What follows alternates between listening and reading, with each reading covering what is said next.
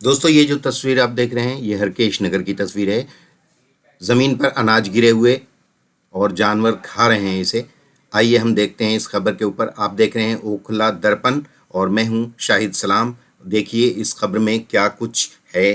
कीजिएगा जो आपके यहाँ पे पार्षद हैं या विधायक हैं। मेरा सर एक ही सरकार से कहना है कि किसी भी व्यक्ति को हटाने से पहले उसकी कागज की जांच कर ले, जिसके पास क्या कागज है, कितने साल से बैठा हुआ है।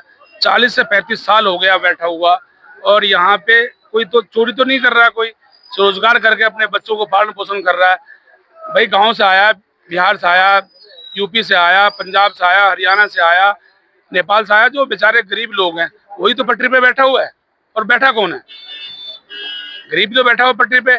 आसपास के इलाके में मजदूर ही रहते हैं, मजदूर वर्ग के जो लोग हैं, जो मकान है आसपास में मजदूर वर्ग के ही लोग रहते हैं, तो उन लोगों को छोटा ही मार्केट में आना होता है। आप देख सकते हैं 50 फुट का रोड है, 25 से 50 फुट का।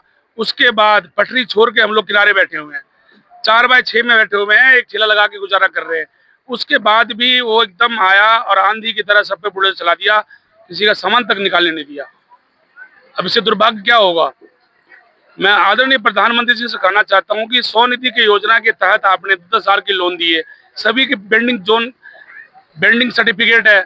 उसके बाद भी उन्होंने कोई कागज, हाई कोर्ट का ऑर्डर है, उसके बाद भी कोई कागज नहीं देखा और एकदम चला दिया बुलडोजर सब पे। बैंक से लोन है, पेटीएम से लोन है, भारत से लोन है, सब दुकानदार लोन ले रखा है।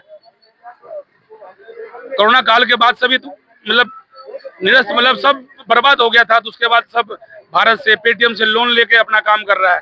बैंक से लोन है सभी को, सभी वेंडर के पास। बताइए वो कैसे चुकाएगा? जब दुकान नहीं लगेगी तो कैसे चुकाएगा? मेरा कहना है भारत सरकार से कि आप बेंडिंग जोन की व्यवस्था कर दीजिए।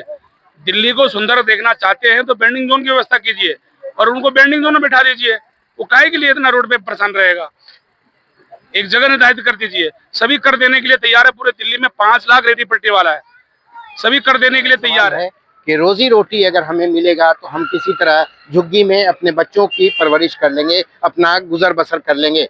ये जो तस्वीर आप देख रहे हैं ये वही डिमोलिशन की है और किस तरह से यहाँ पर सारी दुकानें, जितनी भी दुकानें हैं वो आप देख सकते हैं। यहाँ पर ये इन दुकानों को हटाया गया, तोड़ा गया, उन्हें जरा भी मोहलत नहीं दी गई। और उसके बाद जो यहाँ पर जितने भी लोग हैं ये सब के सब परेशान हैं। ये आपको बता दें हरकेश नगर गांव का ये दृश्य आप देख रहे हैं। और जिन यहाँ पर बताते हैं 120 के आसपास दुकानें थी, जो सभी दुकानों को एक गुजरों के मकान है, वो गुजरों के मकान है, बिल्डिंग गांव वाले के, वो सफेद उधर दिखाइए। जी जी सर सफेद निगम में जो मकान और यहाँ के मकान है, वो भी सब जो है ये अफसाई सरकारी के पास कोई कागज नहीं है, लेकिन फिर भी जो वही लोग, इन मकानों के कोई पेपर नहीं है। नहीं, कोई पेपर नहीं, सारी सरकारी जगह पर है। हरके नगर में एक गाड़ी निकलने की जगह नहीं है, सब रोड पे दुकान लगा रखे हैं, लेकिन वहाँ की कंप्लेन नहीं करता, यहाँ इतनी चौड़ी जगह पर कंप्लेन करती है। इन दुकानों के, इन मकानों के कितने किराए होंगे? अभी कम से कम 70-80 हजार किराए आ रहे हैं उसकी। नहीं, एक कमरा जो एक कमरे के 3,000 3,500 है। 4,000-5,000 रुपए करीब किराया है उनका। और यहाँ भी मकान है, हरके नगर भी मकान यहाँ पर जो आसपास के जितने भी मजदूर वर्ग हैं वही लोग रहते होंगे उसमें। हाँ, ये वही लोग रहते हैं और यही लोग सोचते हैं कि ये जैसे ये कबाड़ी की दुकान, कबाड़ी है, उधर भी कबाड़ी है, ये लोग वहाँ से भागे, जैसे कि ये रोड किनारे हम लोग भागेंगे, वो लोग दुकान बना करके और फिर हमें लोगों को किराए पर देगा। ये लोगों की विचार ये है। पहले यहाँ भी लगते थे, ऊपर में स्कूल के पास कंप्लेन ये डाला कि ये लोग जो है, बच्चे स्कूल पढ़ते हैं तो रोड जाम होता है, छिड़ता है, तो वहाँ से हम लोगों को नीचे आना पड़ा। और नीचे आने के बाद अब भी वही लोग कंप्लेन, और वहाँ पर गाड़ी लगा देते हैं दुनिया भर के। वो लोग अभी यही विचार करता है कि ये लोग भागे तो अपना गाड़ी लगाऊं और कब्जा करूं, बस कब्जा करके और हम ही लोगों को किराया। और जो लोग बिहार से या यूपी से या उत्तराखंड वगैरह से जो लोग आते हैं, यहाँ जो मजदूर वर्ग के होते हैं, वो किराए पे रह रहे हैं और फिर छोटे मोटे कारोबार किया, उसी में बच्चों को पढ़ाना भी है, उसी में बच्चों की परवरिश है, बच्चों की शादी ब्याह है, चाहते हैं कि अपना जो अच्छा से अच्छा हो जाए, किसी तरह अपना गुजर बसर कर लें।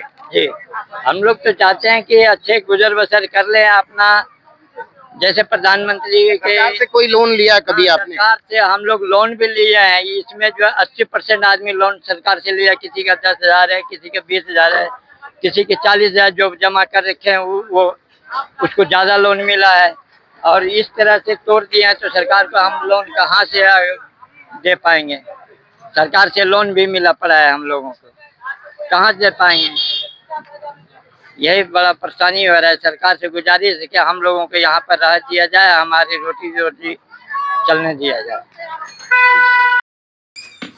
दोस्तों आपने देखी ये तस्वीरें, और ये तस्वीर देखिए, जानवर को दाना चारा खिलाया नहीं जा रहा है, बल्कि इतने बर्बाद हुए हैं उस दिन दाने कि ये अभी तक 4 दिन हो गए इस घटना को, लेकिन अभी तक इतने दाने गिराए गए, फेंके गए सड़कों पर, रोडों पर, कि जानवर आ करके खा रहे हैं वहाँ पर और जा रहे हैं। लोगों ने यही बातें बताई, और देख भी सकते हैं आप कि किस तरह से दाने की बर्बादी हो रही है। ये अगर किसी गरीबों को दे दिया जाता, गरीबों का पेट पल जाता, तो क्या बुरा होता। इसी तरह से ये देखिए आप, ये यहाँ जो रेडी पटरी लगाए हुए हैं, ये किसी तरह डब्बे में अपना सामान लेके आते हैं, घर पे रखे हुए हैं, और शाम में आकर के ये बेचते हैं और फिर जा रहे हैं। इसके ऊपर जो शेल्टर वगैरह लगा हुआ था इस जगह पर, उसे हटा दिया गया, तोड़ दिया गया, डिमोलिश कर दिया गया, यानी पीला पंजा इन झुग्गियों के ऊपर चला। ये आप देख सकते हैं। साथ में ये जो तस्वीर आप देख रहे हैं, लोग हैरान हैं, परेशान हैं। लोगों ने बताया कि 10,000, 20,000, 50,000, 1,00,000 कर्ज लिए हुए थे, तो किसी ने लोन लिया हुआ था। पेटीएम लोन है, बैंक लोन है, कई तरह के लोन यहाँ पर होते हैं। लोग आपस में भी लोन की तरह से ब्याज वगैरह पे पैसे लेते हैं। इस तरह से भी करके किसी तरह अपना रोज़गार को चलाते हैं, अपने बच्चों का पालन पोषण करते हैं। लेकिन ज़रा भी उन्हें फ़िक्र नहीं हुई, बल्कि कपड़े वालों ने बताया, एक कपड़े वालों ने बताया कि हमारे कपड़े को भी उठा उठा करके लेके चले गए। क्या उनके पास कमी थी इस चीज़ की?